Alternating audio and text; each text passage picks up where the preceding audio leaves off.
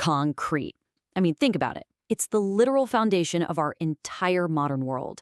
Our buildings, our bridges, our dams. We see it and we think, permanent, a man-made rock that's going to last forever. But what if I told you that deep inside every single one of those structures, a secret war is being fought?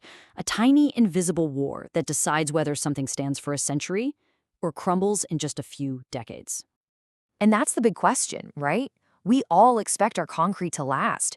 It's supposed to. So why does it fail? Why do we see these massive symbols of strength, bridges, buildings, showing cracks and starting to decay? Well, that is the exact mystery we are going to unpack today. See, the answer is that concrete isn't just some simple, boring rock. Not at all. It's actually an incredibly complex chemical battlefield.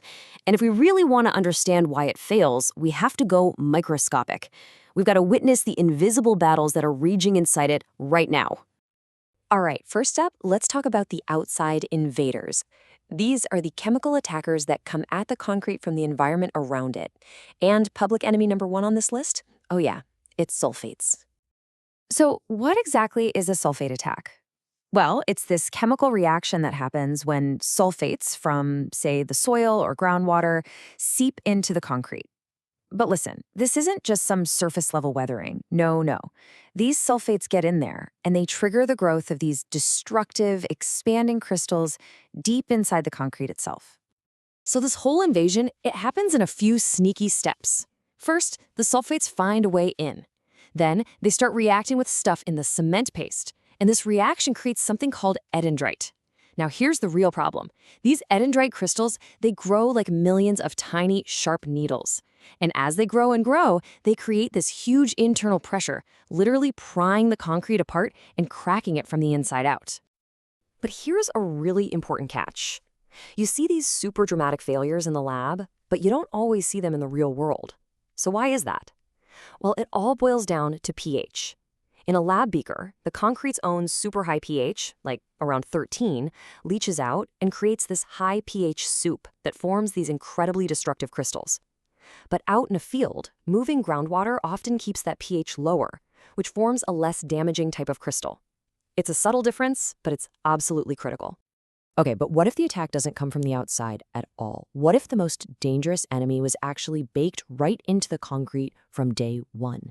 This, my friends, is the story of an internal rebellion. This rebellion has a name, alkali silica reaction, or ASR for short.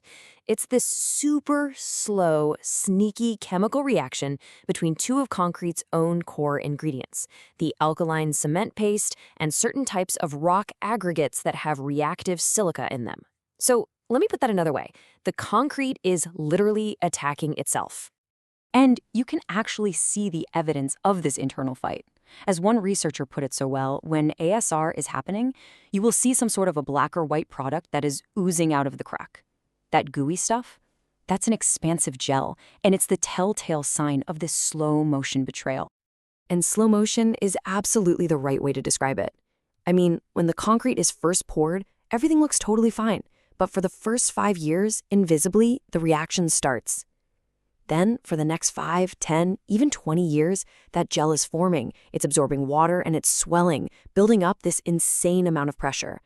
It's only after maybe 2 decades that the pressure finally wins, and you see that classic map cracking pattern on the surface. It's a hidden threat, just lurking there for decades. So we've seen the chemical attacks, the internal betrayals, but what about a more direct, physical assault? That brings us to the raw, brute force of the Big Freeze. Now, you probably think you know this story. Water gets into concrete, it freezes, it expands by about 9%, and pop, it cracks the concrete. Simple, right? Well, not exactly. The real story is so much more dramatic. It's not really the ice that does the damage. It's the water. Okay, so here's the mind-blowing part. As water in the concrete's pores starts to freeze, from the outside in, the expanding ice acts like a piston. It pushes the unfrozen water deeper and deeper into the concrete. This water gets forced through these tiny, microscopic channels, and that generates incredible hydraulic pressure. That pressure is what actually blasts the concrete apart. It's like a microscopic scale pressure washer going off inside the concrete.